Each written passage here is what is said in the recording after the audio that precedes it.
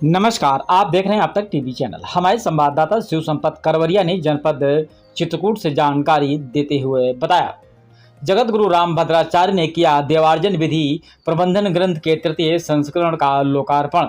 आपको बताते चलें कि जनपद चित्रकूट देश के प्रखंड ज्योतिषाचार्य आचार्य राकेश कुमार पांडे द्वारा संकलित व संपादित देवार्चन विधि प्रबंध ग्रंथ के तृतीय संस्करण का लोकार्पण अंतर्राष्ट्रीय संत पद्म भूषण से सम्मानित श्री चित्रकूट धाम तुलसी पीठाधीश्वर जगत गुरु रामानंदाचार्य स्वामी रामभद्राचार्य जी महाराज द्वारा किया गया।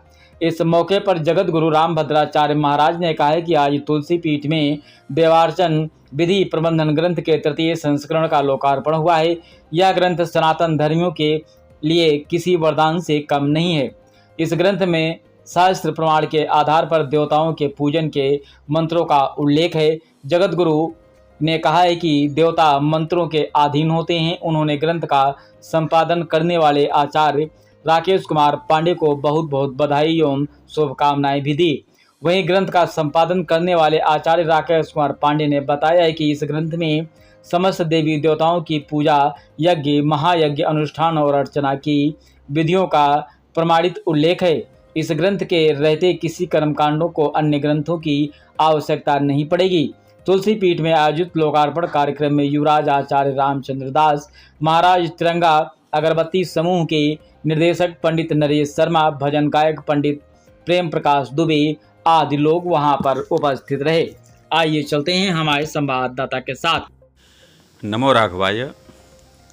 देवार्चन विधि प्रबंध, यह ग्रंथ का आज तृतीय संस्करण का लोकार्पण गुरुदेव के कर कमलों हुआ। इस ग्रंथ में समस्त देवी देवताओं की पूजा, यज्ञ, महायज्ञ, अनुष्ठान, अर्चना की जो विधियां हैं, इनका सांगोपांग सविधि प्रमाण के सहित अकाट्य रूप के जो प्रमाण हैं उनके साथ में इनका उल्लेख है।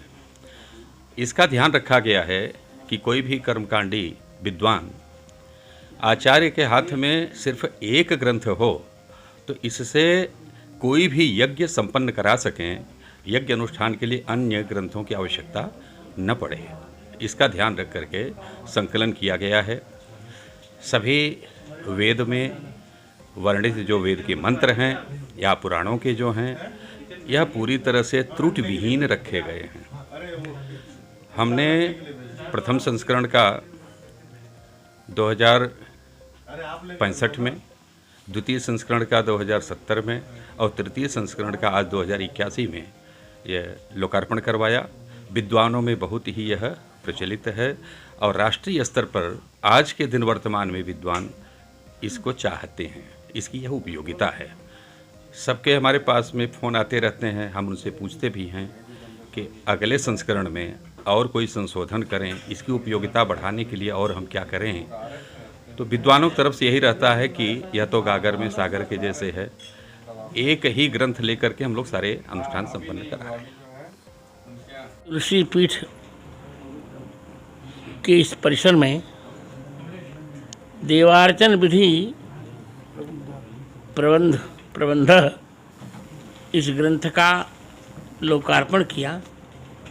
इसकी विशेषता ये है कि जो व्यक्ति वैदिक देवताओं की पूजा करना चाहता है और पूजा बिना मंत्र के होती नहीं, तो कैसे पूजन करना चाहिए, किस देवता का पूजन कैसे किया जाए, इसके सभी मंत्र इसमें शास्त्र प्रमाण के आधार पर लिखे गए हैं।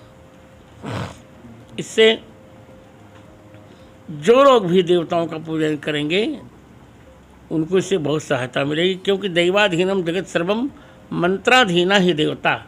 देवता जो होते हैं मंत्र के अधीन होते हैं।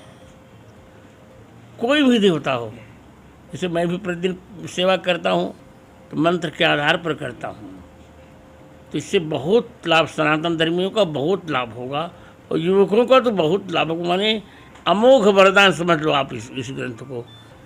और ये राकेश जी का इसके प्रथम संस्करण का भी लोकार्पण मैंने किया, द्वितीय का भी और तृतीय का भी इस बात किया। और मैं तो भगवान से कामना करता हूँ कि मैं कम से कम 11 संस्करणों तक तो मेरा लोकार्पण होगी।